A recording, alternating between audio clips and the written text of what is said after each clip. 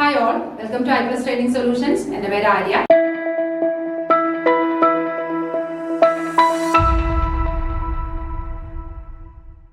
അപ്പോൾ ഇന്ന് ഞാൻ എത്തിയിരിക്കുന്നത് നമ്മുടെ പ്രീവിയസ് ഇയറിൽ LPUP എക്സാമിന് ചോദിച്ച ഒരു ചോദ്യവുമായിട്ടാണ്. അതായത് നമ്മുടെ ഇന്ത്യൻ ജോഗ്രഫിയുമായിട്ട് ബന്ധപ്പെട്ട നദികളുമായിട്ട് ബന്ധപ്പെട്ട ഒരു ചോദ്യവുമായിട്ടാണ് എത്തിയിരിക്കുന്നത്. അപ്പൊ നമുക്ക് ആ ചോദ്യം എന്താണെന്ന് നോക്കാം. അതിനുശേഷം അതുമായിട്ട് ബന്ധപ്പെട്ട കുറച്ച് കാര്യങ്ങളും കൂടെ ഈ ഒരു ക്ലാസ്സിൽ നമുക്ക് ഡിസ്കസ് ചെയ്യാം. ഓക്കെ, അപ്പൊ ചോദ്യം ഇതാണ്: താഴെ കൊടുത്തിരിക്കുന്നവയിൽ ഉപദ്വീപീയ നദികളിൽ പെടാത്തത് ഏത്? അപ്പോ താഴെ കൊടുത്തിട്ട് 4 നദികളുടെ പേര് തന്നിട്ടുണ്ട്, ഓപ്ഷൻസ് അല്ലെ. ആ നദികളിൽ ഉപദ്വീപീയ നദികളിൽ പെടാത്ത നദി ഏതാണെന്നാണ് ചോദ്യം. അപ്പൊ നേരത്തെ ഞാൻ പല ക്ലാസ്സുകളിലും പറഞ്ഞിട്ടുള്ള കാര്യമാണ്, ഈ പെടാത്തത് ഒരിക്കലും നമ്മുടെ കണ്ണിൽ പെടില്ല അല്ലെ, ഈ നോട്ട് എന്നുള്ള വാക്ക് വരില്ല.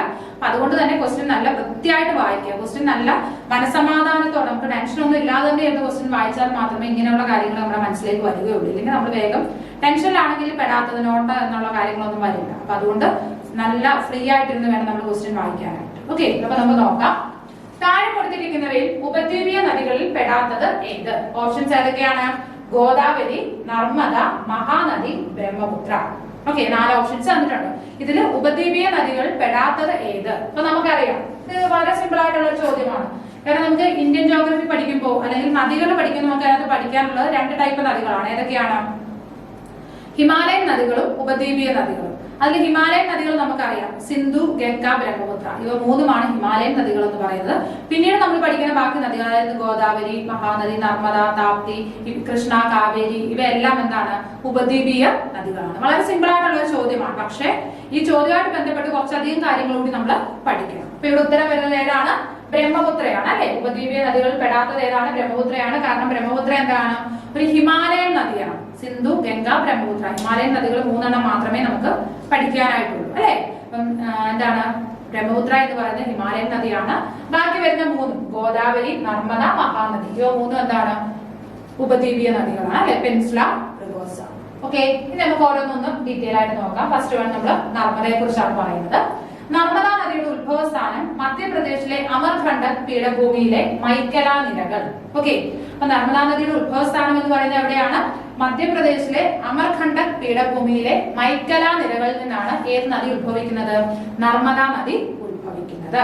ഓക്കെ, ഉപദ്വീപീയ നദികളിൽ പടിഞ്ഞാറോട്ട് ഒഴുകുന്ന ഏറ്റവും വലിയ നദി. ഇത് വളരെ കൺഫ്യൂഷൻ ഉണ്ടാക്കുന്ന ഒരു കാര്യമാണ്.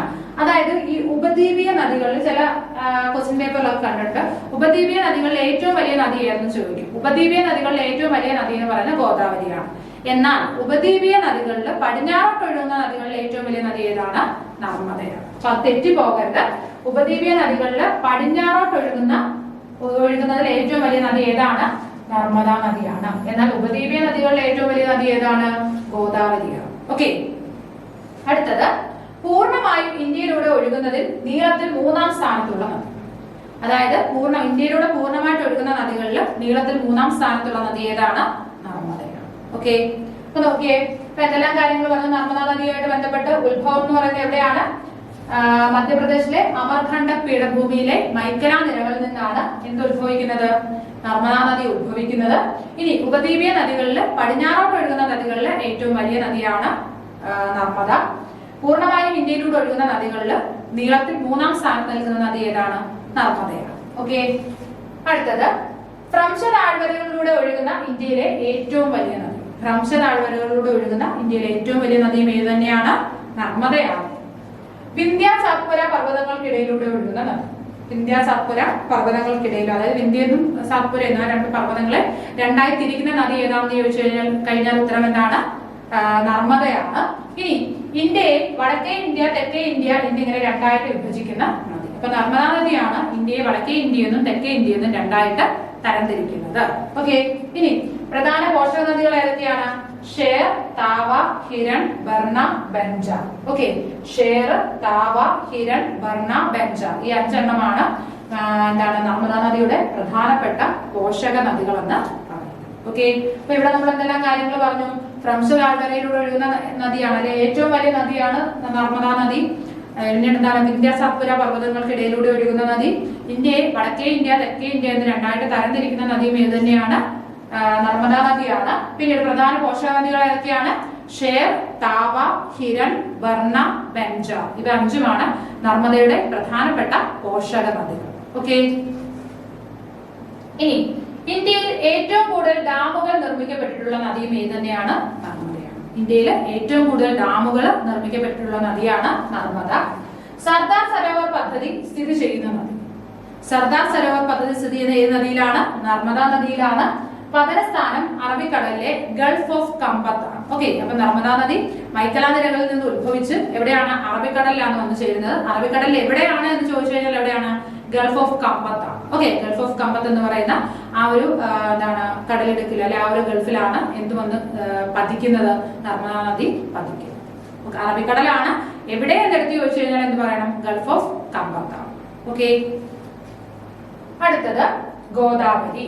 ഓക്കെ, ഇന്ത്യയിലെ ഉപദ്വീപീയ നദികളിൽ ഏറ്റവും നീളം കൂടിയ നദി. അപ്പൊ ഉപദ്വീപീയ നദികളിൽ ഏറ്റവും നീളം കൂടിയ നദി ഏതാണ്? ഗോദാവരിയാണ്. നേരത്തെ ഞാൻ പറഞ്ഞു ഉപദ്വീപീയ നദികളിൽ ഏറ്റവും വലിയ നദി ഗോദാവരിയാണ്. എന്നാൽ പടിഞ്ഞാറോട്ട് ഒഴുകുന്ന ഉപദ്വീപീയ നദികളിൽ ഏറ്റവും വലിയതെന്ന് ചോദിച്ചു കഴിഞ്ഞാൽ ഉത്തരം എന്താണ്? നർമ്മദാ നദിയാണ്. ഓക്കെ, ഇനി ഇന്ത്യയിലെ ഏറ്റവും നീളം കൂടിയ രണ്ടാമത്തെ നദി. ഇന്ത്യയിലെ ഏറ്റവും നീളം കൂടിയ ഒന്നാമത്തെ നദി ഏതാണ്? ഗംഗാ നദിയാണ് അല്ലെ. ഇന്ത്യയിലെ ഏറ്റവും നീളം കൂടിയ രണ്ടാമത്തെ നദിയാണ് ഗോദാവരി. എന്നാൽ ഉപദ്വീപീയ നദികളിൽ ഒന്നാം സ്ഥാനം ആർക്കാണ്? ഗോദാവരിക്കാണ്. ഓക്കെ, ഇനി പൂർണ്ണമായും ഇന്ത്യയിലൂടെ ഒഴുകുന്ന ഏറ്റവും നീളം കൂടിയ നദി. പൂർണ്ണമായിട്ടും ഇന്ത്യയിലൂടെ ഒഴുകുന്ന ഏറ്റവും നീളം കൂടിയ നദിയും ഏത് തന്നെയാണ്? ഗോദാവരിയാണ്. ഓക്കെ, ഇനി തെക്കേ ഇന്ത്യയിലെ ഏറ്റവും നീളം കൂടിയ നദി. തെക്കേ ഇന്ത്യയിലെ തന്നെ ഏറ്റവും വലിയ നദി ഏതെന്ന് ചോദിച്ചു കഴിഞ്ഞാൽ ഉത്തരം എന്താണ്?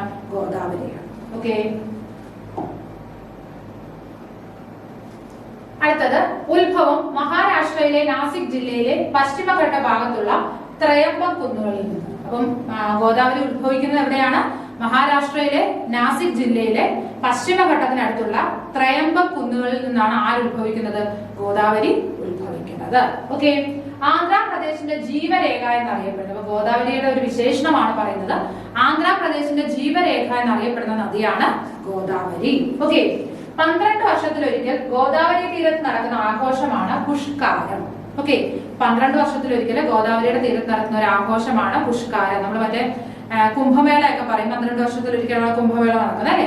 അതേപോലെ തന്നെ 12 വർഷത്തിലൊരിക്കൽ ഗോദാവരിയുടെ തീരത്ത് നടക്കുന്ന ഒരു ആഘോഷമാണ് പുഷ്കാരം. പോഷക നദികളുടെ പേരെന്തൊക്കെയാണ്? മഞ്ജീര, പെൻഗംഗ, വർധ, ഇന്ദ്രാവതി, ശബരി, പൂർണ, പ്രാണഹിത. ഇതെല്ലാം എന്താണ്? ഗോദാവരി നദിയുടെ പോഷക നദികളാണ്. മഞ്ജീര, പെൻഗംഗ, വർധ, ഇന്ദ്രാവതി, പ്രാണഹിത, ശബരി, പൂർണ ഇവയെല്ലാം എന്താണ്? ഗോദാവരി നദിയുടെ പോഷക നദികളാണ്. ക്ലിയർ ആയല്ലോ? ഇനി അടുത്തത് മഹാനദി. നോക്കിക്കേ, മഹാനദിയുടെ ഉത്ഭവം ഛത്തീസ്ഗഡിലെ റായ്പൂർ ജില്ലയിലെ സിവാഹ മലനിരകളിലാണ്. മഹാനദി ഉത്ഭവിക്കുന്നത് എവിടെയാണ്?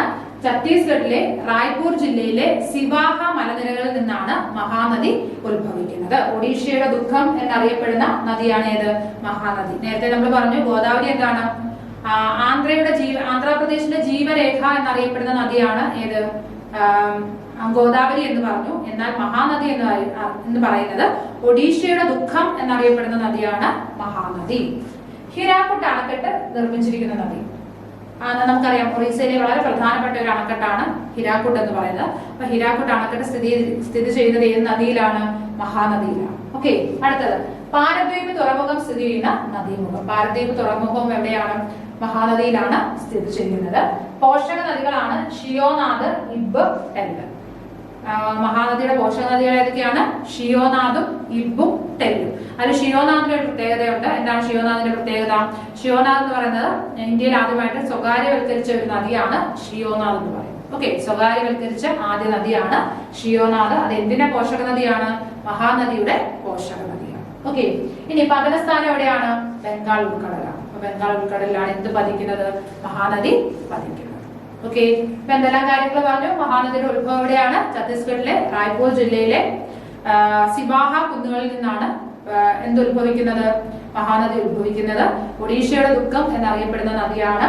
പിന്നീട് എന്താണ്? ഹിരാക്കുട്ട് അണക്കെട്ട് സ്ഥിതി ചെയ്യുന്ന നദി. പാരദ്വീപ് തുറമുഖവും എവിടെയാണ് സ്ഥിതി ചെയ്യുന്നത്? മഹാനദിയിലാണ് സ്ഥിതി ചെയ്യുന്നത്. പിന്നീട് നമ്മൾ പറഞ്ഞത് അതിന്റെ പോഷക നദികൾ ഏതൊക്കെയാണ്? ഷിയോനാഥ്, ഇബ്, ടെല്ല്. അതിൽ ഷിയോനാഥിന്റെ പ്രത്യേകത എന്താണ്? ആദ്യമായി സ്വകാര്യവൽക്കരിച്ച നദിയാണ് ഏതെന്ന് പറയുന്നത്? ഷിയോനാഥ് എന്ന് പറയുന്നത്. ഇനി പതിക്കുന്നത് എവിടെയാണ്?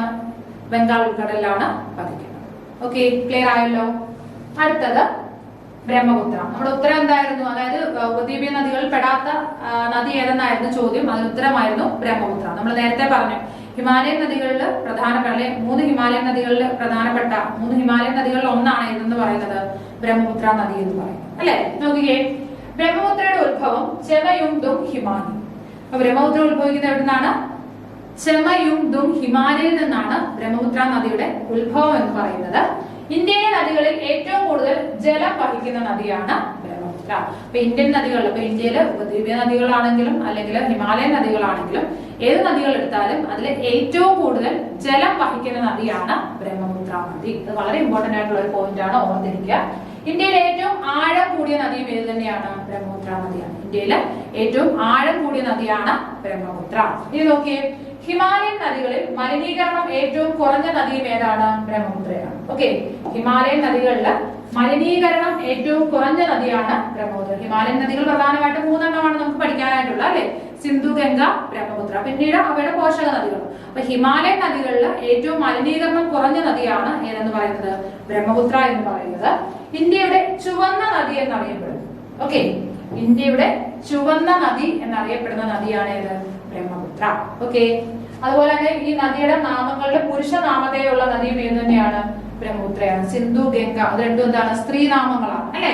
അതിൽ ബ്രഹ്മപുത്ര എന്ന് പറയുന്നത് മാത്രമാണ് പുരുഷനാമമുള്ള ഒരു നദി എന്ന് പറയുന്നത്. ഓക്കെ, ഇനി ആസാമിന്റെ ജീവരേഖ. ആസാമിന്റെ ജീവരേഖ എന്നറിയപ്പെടുന്നതും ഏത് നദി തന്നെയാണ്? ബ്രഹ്മപുത്ര നദിയാണ്. ഇനി ലോകത്തിലെ ഏറ്റവും വലിയ നദീജന്യ ദ്വീപായ മാജുലി സ്ഥിതി ചെയ്യുന്നത് ബ്രഹ്മപുത്ര നദിയിലാണ്. ലോകത്തിലെ ഏറ്റവും വലിയ നദീജന്യ ദ്വീപായ മാജുലി ദ്വീപ് സ്ഥിതി ചെയ്യുന്നത് എവിടെയാണ്?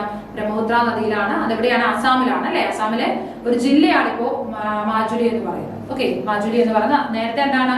അത് ഒരു ജില്ല എന്താണ്, ഒരു ദ്വീപായിട്ട് മാത്രമാണ് കണക്കാക്കിയിരുന്നത്. എന്നാൽ ഇപ്പൊ അവിടെ ജനസംഖ്യ വർദ്ധിച്ചു.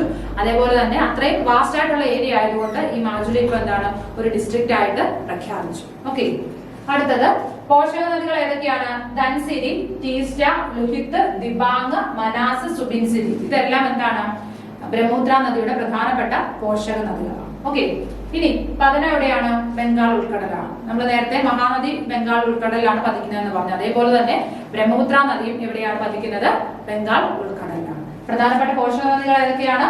ധൻസിരി, ടീസ്റ്റ, ലുഹിത്, ദിബാങ്, മനാസ്, അതേപോലെ തന്നെ സുബിൻസിരി. ഓക്കെ, ഇതെല്ലാം എന്താണ്? ബ്രഹ്മപുത്ര നദിയുടെ പോഷക നദികളാണ്. ഏറ്റവും വലിയ പോഷക നദി ഏതാണെന്ന് ചോദിച്ചു കഴിഞ്ഞാൽ ഏതാണ്? സുബിൻസിരിയാണ്. സുബിൻസിരിയാണ് ഏറ്റവും വലിയ പോഷക നദി. പിന്നെ ടീസ്റ്റ ഏറ്റവും വേഗതയിൽ ഒഴുകുന്ന ഒരു നദിയാണ് ടീസ്റ്റ നദി. ഓക്കെ, ടീസ്റ്റയുടെ പ്രത്യേകതയാണ് വളരെ വേഗത്തിൽ ഒഴുകുന്ന നദിയാണ് ടീസ്റ്റ നദി. അതും എന്തിന്റെ പോഷക നദിയാണ്? ബ്രഹ്മപുത്രയുടെ പോഷക നദിയാണ്. ഓക്കെ, അപ്പൊ ഇത്രയും കാര്യങ്ങളാണ് നമുക്ക് ഈ 4 നദികളെ കുറിച്ച് പറയാനായിട്ടുള്ളത്. ഇത്രയും കാര്യങ്ങൾ നിങ്ങൾക്ക് ക്ലിയർ ആയി എന്ന് വിശ്വസിക്കുന്നു. അപ്പൊ മറ്റൊരു വീഡിയോയിൽ വീണ്ടും കാണാം. Okay, thank you.